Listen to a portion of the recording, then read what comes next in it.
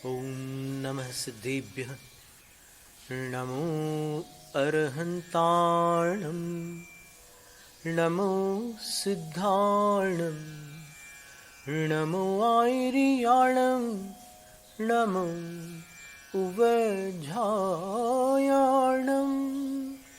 नमो लोये सवसाहूणम्।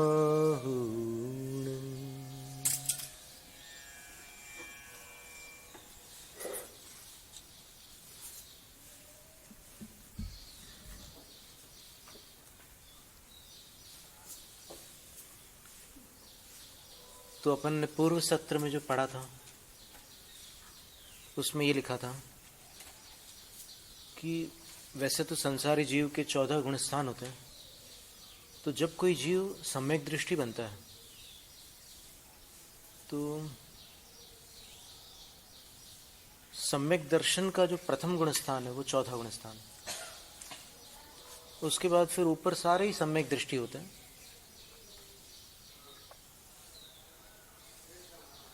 अब चौथे से 7वें गुणस्थान के अंदर अंदर कोई सम्यक दृष्टि जीव जिन कर्मों के क्षयोपशम से वो सम्यक दृष्टि बना है उन कर्मों का क्षय प्रारंभ कर देता है। और जब कर्मों का क्षय करता है तो क्षयिक सम्यक दृष्टि हो जाता है। क्षय भवम सम्यक दर्शनम क्षायिकम सम्यक दर्शनम। क्षय होने पर हुआ जो सम्यक दर्शन है उसको क्षायिक कहते हैं। क्षय से क्षायिक, उपशम से औपशमिक और क्षयोपशम से क्षायोपशमिक, ऐसे 3 शब्द बनते हैं।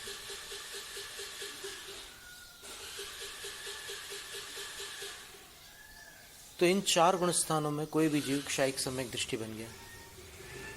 इसके बाद हो सकता है कि उस भाव में उसको मोक्ष प्राप्त न हो, क्योंकि कुछ ऐसे भी जीव होते हैं जिन्होंने आयु बांध ली है।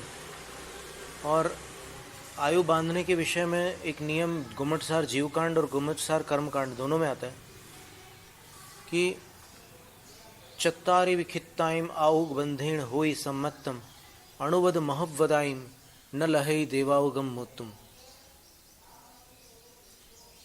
चारों क्षेत्र संबंधी आयु को बांधने वाले उस आयु बंध पूर्वक, जैसे किसी ने नरक आयु का बंध कर लिया, किसी ने देवायु का कर लिया, किसी ने मनुष्य आयु का, किसी ने तिर्यक आयु का, तो इन चारों आयुओं का बंध बांधने वाला कोई भी जीव बनना चाहता है। सम्यक दृष्टि हो सकता है।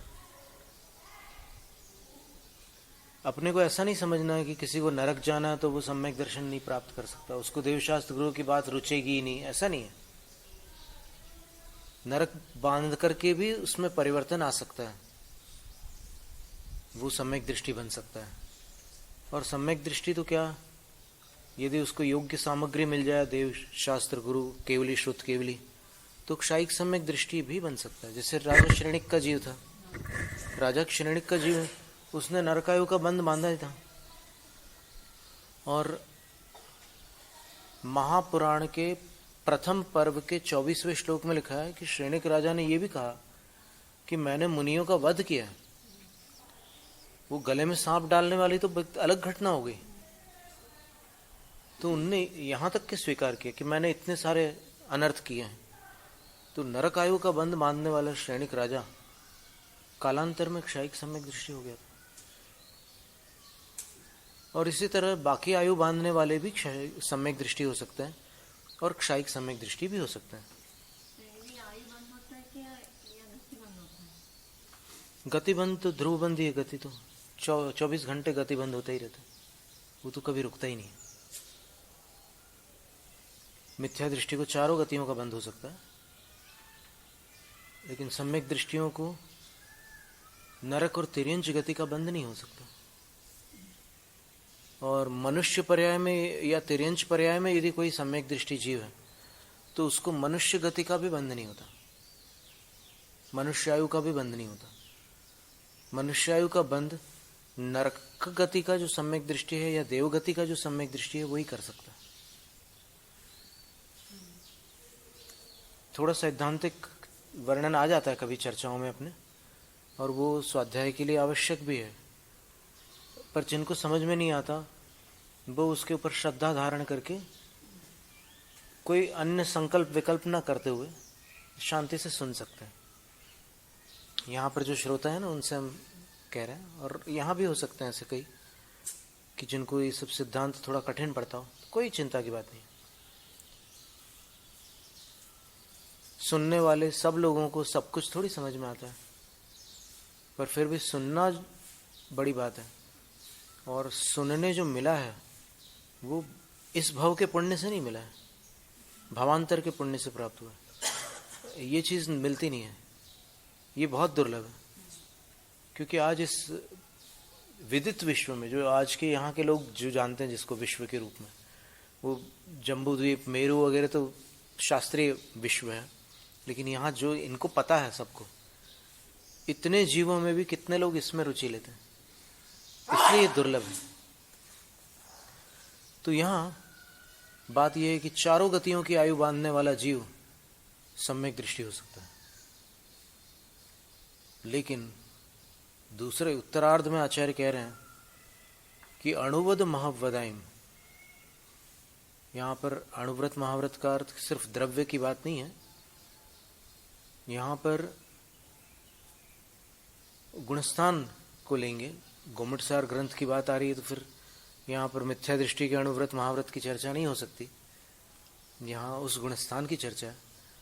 तो वो देश विरत गुणस्थान और उसके ऊपर प्रमत्त संयत आदि गुणस्थान, इनको न लहे देवायुगम उत्तम, जिसने 4 आयुओं में से देवायु को बांधा है, उसके अतिरिक्त कोई प्राप्त नहीं कर सकता। बाकी 3 आयु बांधने वाला जीव अपने जीवन काल में न तो दीक्षा ले सकता है, न अणुव्रति महाव्रति हो सकता है, 4थे गुणस्थान के ऊपर नहीं जा सकता। ये नियम है।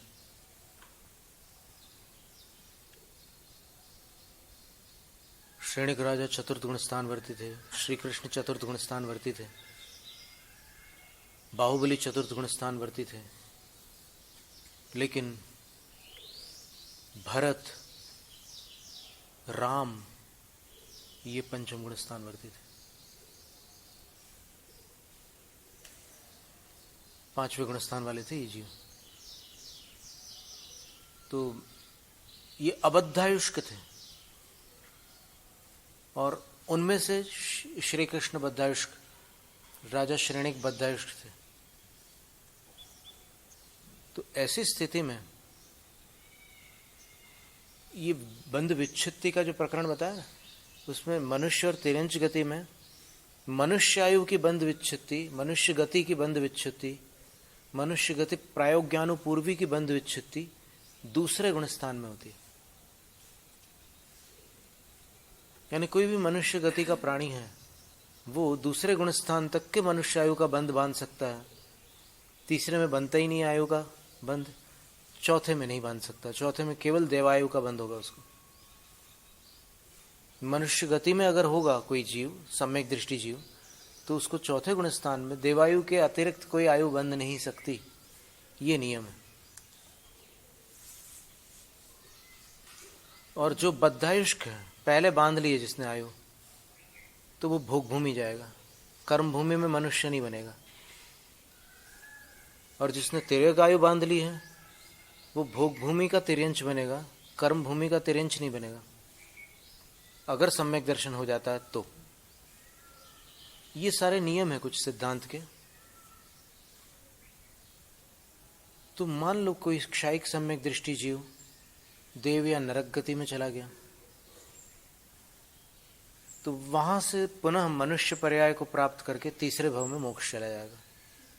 लेकिन कोई क्षायिक सम्यक दृष्टि जिसने पहले तिर्यंच या मनुष्य आयु का बंध बांध लिया था, बाद में क्षायिक सम्यक दृष्टि बना, वो भोग भूमि में मनुष्य तिर्यंच होगा, क्षायिक सम्यक दृष्टि होगा, और वहां से सौधर्म अथवा ईशान स्वर्ग में जाएगा।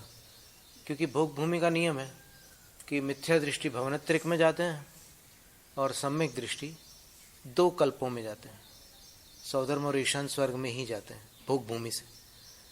फिर वहां से आकर मनुष्य पर्याय में मोक्ष की प्राप्ति करेगा। तो कितने भव हुए? पहला ये, दूसरा भोग भूमि, तीसरा देव और चौथा मनुष्य। चौथे भव का अतिक्रमण क्षायिक सम्यक दृष्टि नहीं करते, और तीसरे भव का अतिक्रमण तीर्थंकर प्रकृति बांधने वाले नहीं करते। जिनको तीर्थंकर पुण्य का बंध हुआ है वो अधिक से अधिक तीसरे भव में मोक्ष जाएंगे। सम भवों में मोक्ष नहीं होता है तीर्थंकर प्रकृति वालों को, और क्षायिक सम्यक दर्शन वालों को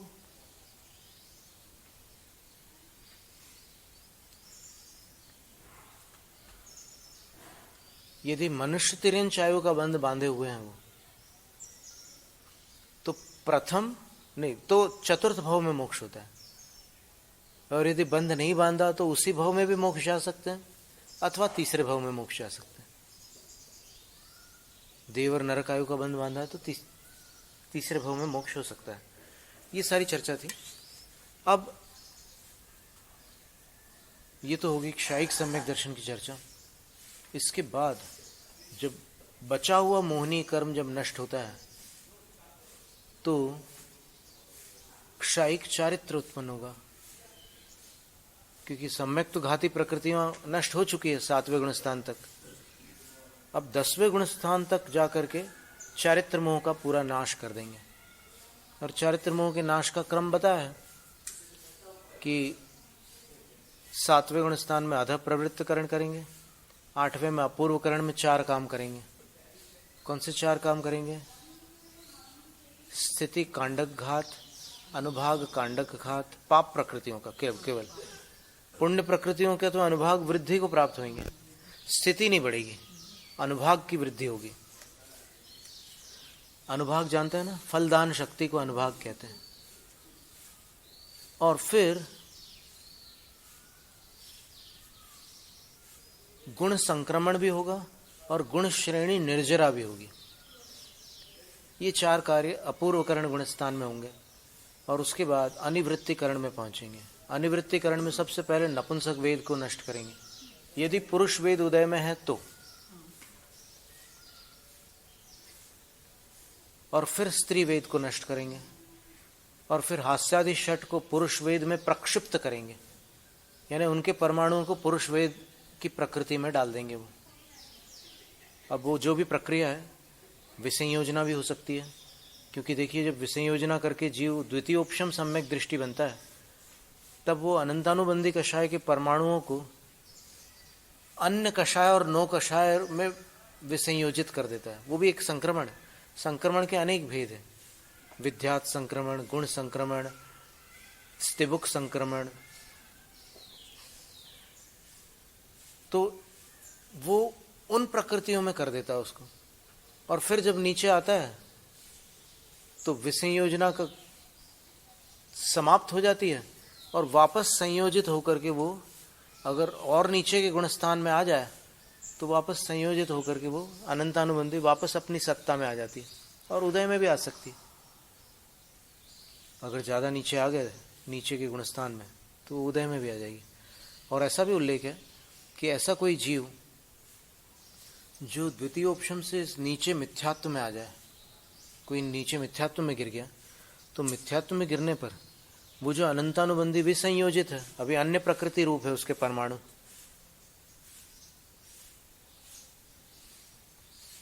वो वापस अनंतानुबंधी में परिवर्तित होगी, उसमें एक आवली काल लग जाता है।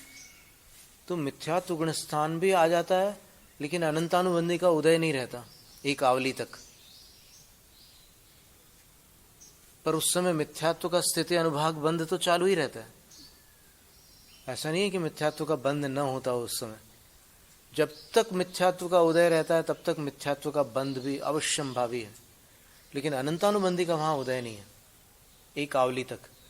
और फिर वहां आने के बाद फिर एक आवली में अनंतानुबंधी वापस संयोजित हो जाती है, अपने मूल रूप में आ जाती है और फिर उदय को प्राप्त हो जाती है। उस आवली में सब हो जाता है काम।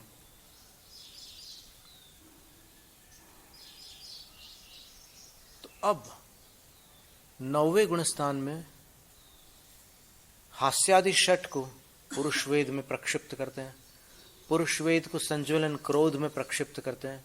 देखिए, अब एक भी परमाणु पुरुष वेद रूप में नहीं है, उनको उसमें डाल दिया गया। उसमें करते करते बदलते बदलते एक के बाद दूसरा पात्र, दूसरे के बाद तीसरा, ऐसा करते करते वो पैकेज बढ़ते बढ़ते उसमें जा रहा है, ट्रक में। कल उदाहरण था ना, तो उसमें जा रहा है। यहाँ से थैली में डाला, थैली से बास्केट में डाला, बास्केट से बॉक्स में डाला, बॉक्स से बड़े डब्बे में डाला, बड़े डब्बे को फिर ट्रक में डाला, फिर चला गया ट्रक, खेल खत्म। उसने डंप कर दिया वहाँ जाकर के, जहाँ कचरा डालते हैं ना, वो ट्रक ले ही जाता है वहाँ पर, खत्म कर दिया उसको। तो ऐसे ही एक शपक श्रेणी में यही होता है। नपुंसक वेद और स्त्री वेद को तो ज्यों का त्यों नष्ट कर देते हैं, लेकिन बाकी का जो प्रक्रिया है वो सब दूसरे में कर करके फिर कहाँ तक गए?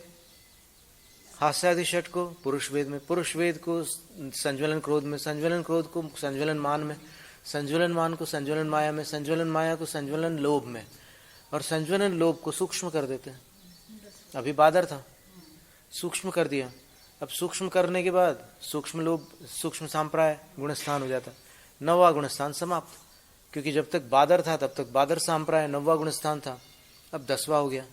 अब 10वें में सूक्ष्म लोभ को पूरा नष्ट कर देते हैं। अब जैसे ही मोहिनी कर्म का संपूर्ण नाश हो गया तो फिर वो क्षायिक चारित्र प्रकट हो जाता है। और क्षायिक चारित्र कहाँ होता है? 12वें गुणस्थान में, क्योंकि अभी शपक श्रेणी की बात है, मोक्ष जाने की बात है। क्षायिक चारित्र हो गया 12वें में, लेकिन अभी क्षायिक सम्यक्त और क्षायिक चारित्र होते हुए भी 3 घाती कर्म और बचे हुए हैं। वो 3 घाती कर्म भी आत्मा के अनुजीवी गुणों का घात करने में अभी तत्पर है, उनका कार्य अभी समाप्त नहीं हुआ है, वो अपना कार्य कर रहे हैं। लेकिन ये मुनिराज जो हैं ध्यान में बैठे हुए हैं, ये अब दूसरे शुक्ल ध्यान को प्रारंभ कर देते हैं। ये छोड़ते नहीं हैं, क्योंकि उसमें लिखा है कि कमर कस ली है उन्होंने। वैसे कमर कस लेते हैं ना जब कभी कुछ ऐसे प्रसंग आते हैं, तो कमर कस ली उनने। तो अब दूसरा शुक्ल ध्यान प्रारंभ कर देते हैं, और दूसरे शुक्ल ध्यान से क्षीण कसाओ झायधि एकत्व विदक्क विचारम, क्षीण कषाय मुनि एकत्व वितर्क अविचार ध्यान को ध्याते हैं।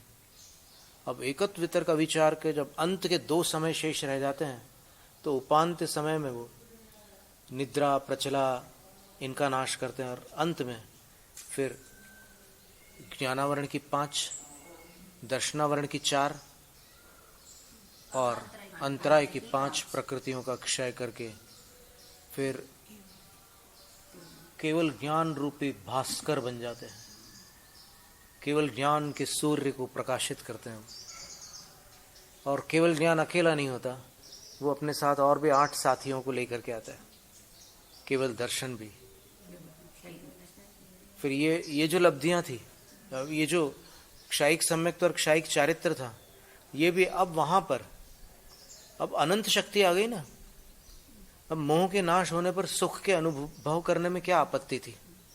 कर सकते थे, लेकिन नहीं, उस सुख को भोगने के लिए अनंत ज्ञान चाहिए। जो ज्ञान में ही नहीं आएगा वो भोग में कैसे आएगा? मोहिनी के क्षय से हो गया अनंत सुख, लेकिन वो अनंत सुख अस्तित्व मात्र है, अभी उसके भोक्ता नहीं हुए। उसके भोक्ता केवली होंगे तब होंगे, और केवली हुए तो अब वो जो सुख था अनंत सुख हो गया। क्योंकि जो ज्ञाता होता है वही भोक्ता हो सकता है। सराग अवस्था में राग द्वेष के साथ भोक्ता होता है, और वीतराग अवस्था में वीतरागता के साथ भोक्ता होता है। तो वो अब अनंत सुख के भोक्ता हो गए, अरिहंत परमात्मा। और साथ में उनके और लब्धियां भी हैं, अंतराय कर्म के क्षय से होने वाली क्षायिक लाभ है। सबसे पहले क्षायिक दान है। क्षायिक दान के विषय में सर्वार्थ सिद्धि में पूज्यपाद आचार्य महाराज लिखते हैं कि अनंत प्राणियों का उपकार करने में सक्षम क्षायिक अनंत प्राणी समूह का उपकार करने में समर्थ क्षायिक अभय दान जिनेंद्र भगवान के पास होता है। इसलिए अपन अगर ऐसे शब्दों का प्रयोग करते हैं कि भगवान कुछ भी लेते देते नहीं है, तो ये कथन आगम विरुद्ध कथन होता है, और आगम विरुद्ध कथन होने से मिथ्या कथन होता है।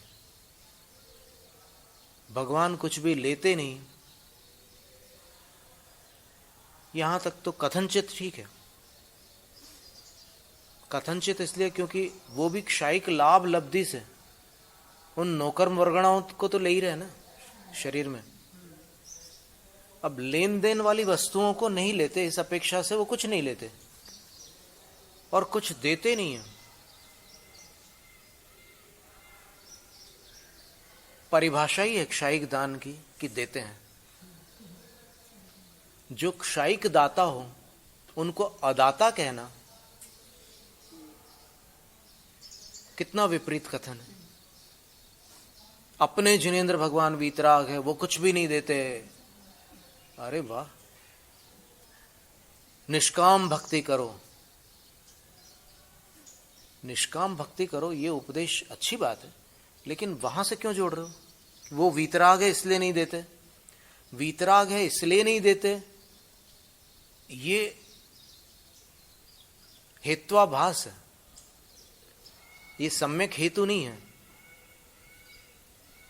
क्यों नहीं है? क्योंकि वीतरागता अदातृत्व का कारण नहीं है।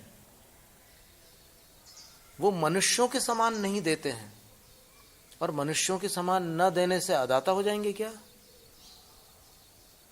जब वो देना बंद कर दे तब अदाता होंगे, लेकिन देना थोड़ी बंद होता है उनका। वो हमेशा देते ही रहते हैं, उनकी लब्धि है वैसी, वैसी शक्ति है उनके पास। अपन ने कितने सारे ग्रंथों में देखा, सर्वार्थ सिद्धि में लिखा है कि अनंत प्राणी गणानाम अनुग्रह करम क्षायिकम अभय दानम दानांतराय क्षयात भवति। दानांतराय के क्षय से अनंत प्राणी समूह का अनुग्रह करने वाला क्षायिक अभय दान जिनेंद्र भगवान देते हैं। भले ही अनुवादक ने अपने विशेषार्थ में प्रतिवाद किया, विरोध किया इसका, आचार्य पूज्यपाद स्वामी की कथन को अस्वीकार किया, उन्होंने अपनी युक्ति और तर्क लड़ा करके मना किया कि नहीं, वो नहीं दे सकते। लेकिन आचार्य कह रहे हैं कि दे सकते हैं। आचार्य तो उनको दाता मान रहे हैं। और ठीक है, अगर पंडित जी की बात अपन एक क्षण के लिए मान ले कि चलो नहीं दे सकते, तो फिर क्षायिक दान का कार्य क्या है? कोई भी गुण निरर्थक तो नहीं होता, कोई ना कोई कार्य तो होता ही है उसका। अर्थक क्रिया कार्यत्वम ही वस्तुत्वम।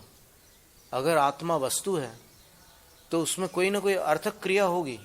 अर्थक क्रिया यानी कोई उपयोगी काम होगा उसका। कोई भी वस्तु निरुपयोगी नहीं होती, क्योंकि उसके अंदर वस्तुत्व गुण होता, चेतन हो या अचेतन। ये बात अलग है कि कई वस्तुएं इंसान के काम नहीं आ सकती, तो इंसान के काम नहीं आ सकती इसका अर्थ ये नहीं है कि वो किसी काम की ना हो। खाद भी फसल के काम आता है, भले मनुष्य के काम नहीं आता। फसल मनुष्य के काम आती है, इसलिए खाद मनुष्य के काम की वस्तु है परंपरा से। ये एक विषय होता है। बात ऐसी है कि केवली भगवान वीतराग है, इसलिए उनको अदाता सिद्ध करने के लिए कितनी शक्ति और समय लगा दिए लोगों ने। अपने भगवान वीतराग, अपने अपने, क्या अपनत्व की बात कर रहे हो? वो अपने हैं क्या? वो सबके हैं। वो किसके नहीं है? वो त्रिलोकीनाथ है। और ये सब भाषा बोलना, जो आचार्यों ने भाषा का प्रयोग किया वही भाषा बोलो ना, क्यों टेढ़ी भाषा क्यों बोलते हो? तो भगवान नहीं देते, अगर ये बात सच है तो सहस्र नाम असत्य है, क्योंकि सहस्र नाम में ऐसे 5-6 विशेषण आते हैं जो भगवान को दाता सिद्ध करते हैं। कल्प वृक्ष, वरप्रदः, अभीष्टदः, महादानः, चिंतामणि, कामधेनु। ये विशेषण किसके होते हैं? अदाता के होते हैं क्या? और कल्प वृक्ष के पास आप कुछ मांगो, जांचे सुर तरु देय सुख। कल्प वृक्ष वो सुख प्रदान करता है। 10 प्रकार के कल्प वृक्ष 10 प्रकार की वस्तुएं प्रदान करते हैं। अगर भगवान अदाता हो जाएंगे तो कल्प वृक्ष दातृत्व गुण की अपेक्षा भगवान से बड़ा हो जाएगा कि नहीं? अन्य गुणों को जाने दो। कल्प वृक्ष दाता और भगवान अदाता, तो दान देने की अपेक्षा कल्प वृक्ष भगवान से बड़ा हो गया कि नहीं? पर भगवान से बड़ा कोई हो सकता है क्या? तो फिर भगवान अदाता कैसे हो सकता है? यहां पर शुभ गुणों की अपेक्षा से चर्चा हो रही है। नहीं तो आप कहो कि कोई बदमाश है, मारता पीटता है, और भगवान न मारे पीटे, तो भगवान उससे छोटे हो गए। ऐसा नहीं, वो बुराइयों में छोटे हैं। बुराइयों में तो एक भी बुराई नहीं है उनमें। दोषैरुपात्त विविधाश्रय जात गर्वै स्वप्नांतरेपि न कदाचित पीक्षितोसी। आचार्य मानतुंग स्वामी ने कह दिया कि दोषों को अपने अपने बढ़िया घर मिल चुके थे। चारों गतियों के जीवों के जो शरीर थे, जो उनकी आत्माओं के आकार प्रकार थे, उसमें वो दोष बढ़िया निवास कर रहे थे, बिल्कुल ठाठ से। तो जिसका अपना खुद का बंगला होता है वो किराए का घर थोड़ी ढूंढता है।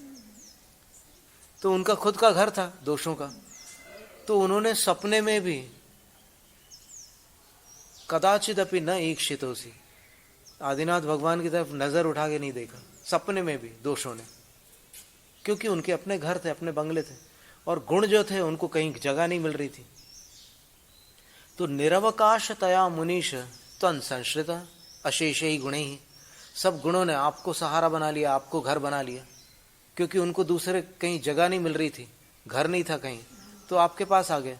और दोषों के अपने अपने बंगले थे, तो दोष आपकी तरफ सपने में भी नहीं देख पाए। तो भगवान दोषों से रहित है। गुणों की बात चल रही है, कितने सारे। देखिए आप सहस्रनाम में अपने सामने 6 विशेषण अभी तो अपने मुंह से बोले। अभीष्ट दह का अर्थ क्या होता है? जो जीवों को अभीष्ट है उसको देने वाले। वो द जो है वो दा धातु से बना हुआ है। अभीष्टम ददाति इति अभीष्ट दह, ददाति इति दह, और अभीष्टस्य दह इति अभीष्ट दह। ये उसका व्याकरण में शब्द रचना का क्रम है। और महादानो, अब महादान का अर्थ क्या है? सिर्फ दिव्य ध्वनि में उपदेश दे रहे हैं उतना ही दान है क्या उनका? उपदेश दे रहे हैं, ये सबको मान्य है, पर और कुछ नहीं दे सकते। ये धारणा कैसे बना ली? इस असत धारणा का निराकरण आवश्यक है। मान लो किसी को उपदेश अभीष्ट न हो, कोई और चीज अभीष्ट हो, तो वहां पर नाम लिखा है अभीष्ट दह, तो उसके दाता होंगे कि नहीं भगवान? अवश्य होंगे। अब आप कहो कि नहीं, सम्यक दृष्टियों को उपदेश ही अभिष्ट होता है, ऐसा नियम नहीं है। अभी आप सुख सुविधा में ऐसा बोल सकते हैं कि सम्यक दृष्टियों को उपदेश ही अभिष्ट होता है। जब भूख लगती है तब भोजन भी अभिष्ट होता है, वो चाहे सम्यक दृष्टि हो या मिथ्या दृष्टि हो। जब पैसे की किल्लत होती है, जब तंगी होती है, तब सम्यक दृष्टियों को भी पैसों की जरूरत पड़ती है। संसार के नियम थोड़ी नष्ट हो जाते हैं सम्यक दृष्टि के लिए। जो सामान्य नियम है लोक व्यवहार के, वो समाप्त नहीं हो सकते ना। साधु तक चौके में जाते हैं पेट्रोल भरवाने के लिए, पेट्रोल पंप आते हैं, तो फिर जरूरत तो जिस समय जिसकी जरूरत पड़ती है वो तो पड़ती है।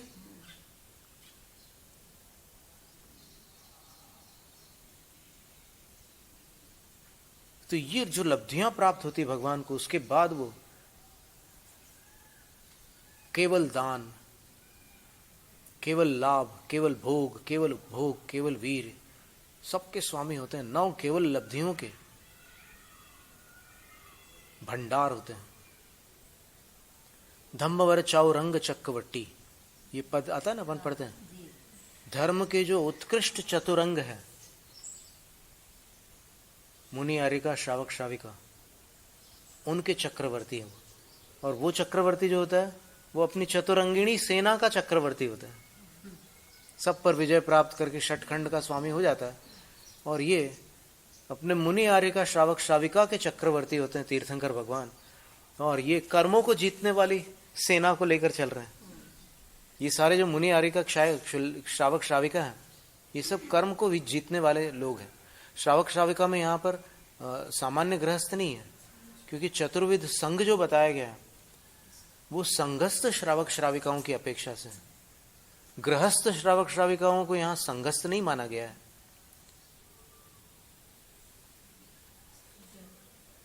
अब कोई गृहस्थ मुकदमे में मुकदमा लड़ रहा है न्यायालय में, अब उसको अपन तीर्थंकर का संघस्थ कहेंगे क्या? भक्त कहने में कोई आपत्ति नहीं है, लेकिन संघस्थ कहने में आपत्ति आती है, क्योंकि संघस्थ में संघ के नियम पाले जाते हैं, और संघ के नियम जो है वो साधुचर्या रूप होते हैं, वो गृहस्थचर्या रूप नहीं होते संघ के नियम। इसलिए संघस्थ जो श्रावक श्राविका हैं उनको यहाँ चतुर्वेद संघ में ग्रहण करना है, और वो क्षुल्लक और क्षुल्लिका होते हैं, पूरे साधुओं के नियम पालते हैं। एक विद्वान ने कहा था कि वो 28 में से 26 गुणों का पालन करते हैं क्षुल्लक लोग, केवल 2 गुणों का पालन, नग्नत्व का पालन नहीं कर सकते, क्योंकि नग्न रहना उनके लिए वर्जित है, और दूसरा खड़े होकर के भोजन नहीं कर सकते। बाकी पूरे मूल गुणों का, मुनियों के जो पूरे मूल गुण हैं उनका पूरा पालन करते हैं। अदंत धावन नहीं, हाथ में लेना मूल गुण नहीं है, वो स्थिति भोजन के अंतर्गत ही आता है। स्थिति भोजन की परिभाषा क्या है?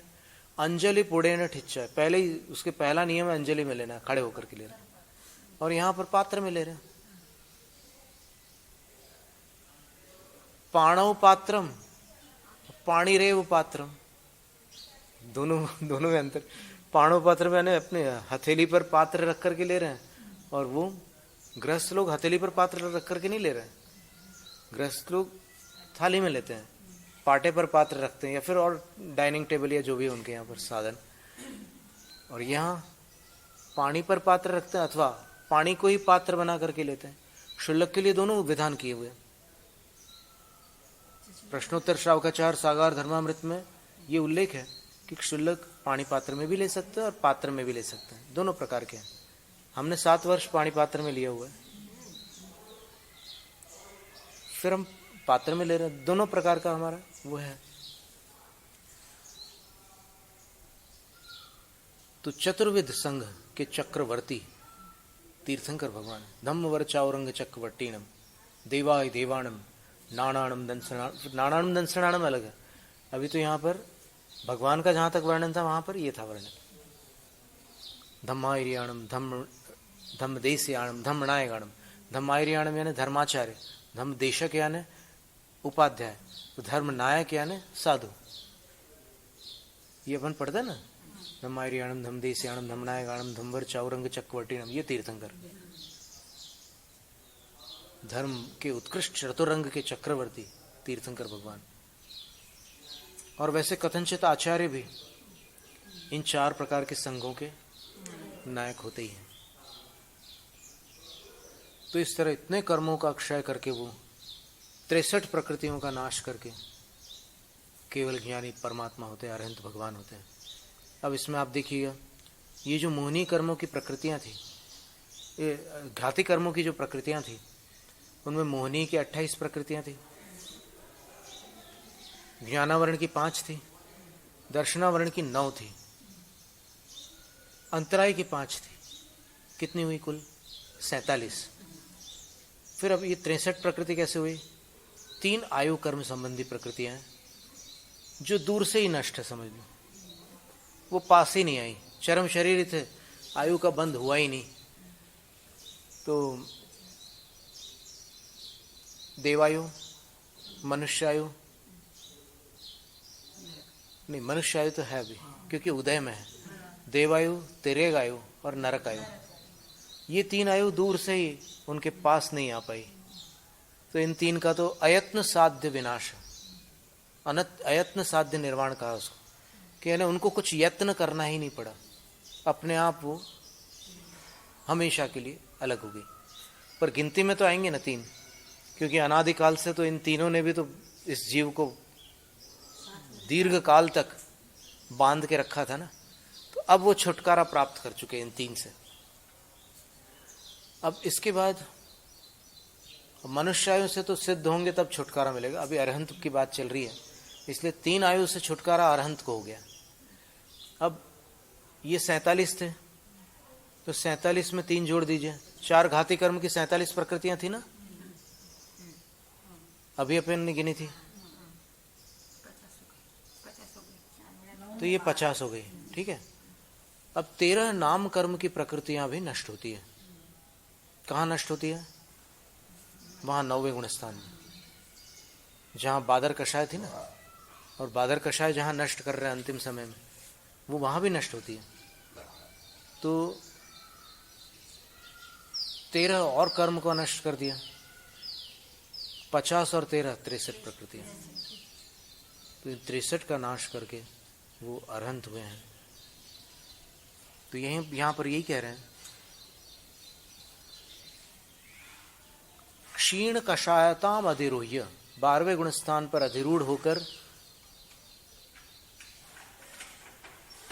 अवतारित मोहनीय भारह, जिन्होंने मोहनी का बोझ अनादिकाल से जो ढो रहे थे उसको अवतारित यानी उतार चुके हैं, जो उतार दिया है, वे उपांत्य प्रथमे समये, अंत के 2 समय बाकी रह गए 12वें गुण स्थान के, तो उसमें से जो पहला समय था, आखिरी समय तो बचा है अभी, लेकिन उसके पूर्व का जो समय था, उपांत्य समय कहते हैं उसको, सेकंड लास्ट बोलते हैं अंग्रेजी भाषा में, उस समय में निद्रा प्रचले प्रलयम उपनीय, निद्रा और प्रचला को प्रलय प्राप्त कराकर, नाश करके, निद्रा और प्रचला का उदय तक रहता है वहां तक, 12वें गुण स्थान के उपांत्य समय तक, पर वो कोई काम नहीं कर सकती, उसकी शक्ति क्षीण होती है।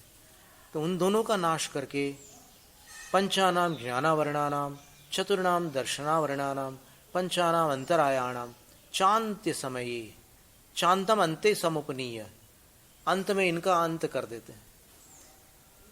कितने? 14 प्रकृतियों का अंत में अंत करते हैं उसका।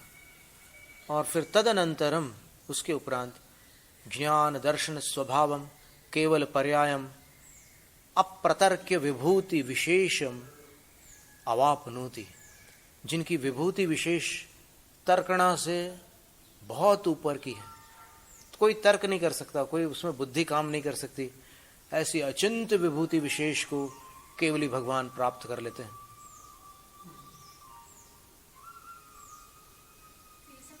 क्या हो रहा है अभी? अच्छा ठीक है।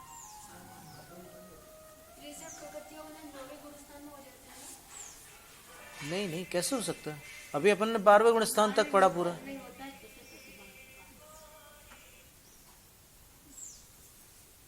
अभी अपन ने 12वें गुण स्थान तक पूरा पढ़ा, पूरे क्रम से गिनते जाना अपने को। ऐसा नहीं है कि अब कहाँ 9वें गुण स्थान की तो बात ही नहीं है। जब 10वें में सूक्ष्म लोभ नष्ट हो रहा है तो 63 9 में कैसे हो जाएंगे? और फिर वहां 14 प्रकृतियां नष्ट हो रही है, और फिर उपांत समय में 2 नष्ट हो रही है, तो 16 प्रकृतियां 12वें में नष्ट हो रही है ना? और फिर 10वें में 1 प्रकृति नष्ट हो रही है, तो 63 में से आप 17 घटा दो, उतनी प्रकृतियां 9वें तक नष्ट हो जाएगी, इतना मानने में कोई आपत्ति नहीं। ऐसा है। तो अभी मोक्ष का वर्णन चल रहा है, तो पहले अरिहंत पद हो रहा है, फिर सिद्ध पद हो रहा है। तो अरिहंत पद तक के ये क्रम था, इसका वर्णन अपन ने अभी पढ़ा है। इसके उपरांत अब ऊपर और क्या होगा उसका क्रम अपन आगे और देखेंगे। वैसे तो सिद्ध भगवान का बहुत वर्णन पढ़ा अपन ने, लेकिन अब कर्मों का जो क्षय है वो किमात्मक होता है, किस रूप होता है, उसका विवरण आगे पढ़ेंगे। जैनम जयतु शासनम, नमो सिद्धाणम, ओम ह्राम ह्रीम रूम रोम रहस्यावसा नमः।